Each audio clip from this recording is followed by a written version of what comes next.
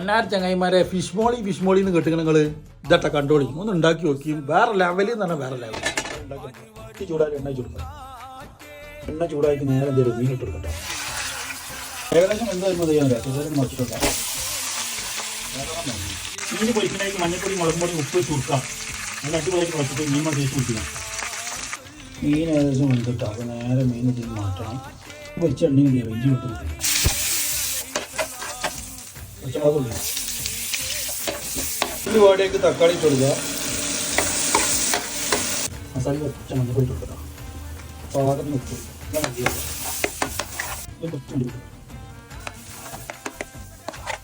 തേങ്ങ അരച്ചിട്ട് പാല് മാത്രം എടുക്കുക.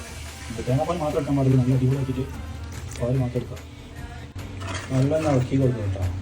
ഇതിലൊന്ന് മിക്സ് ആക്കുക. വെച്ച മീൻ നിലയ്ക്ക് കേട്ടോ. ആ മസാല മേലെ വെച്ച് കറി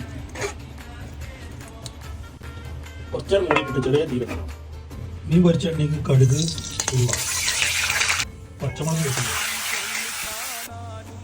അതിന് മീൻ കൊട്ടി കൊടുക്കണം കേട്ടോ.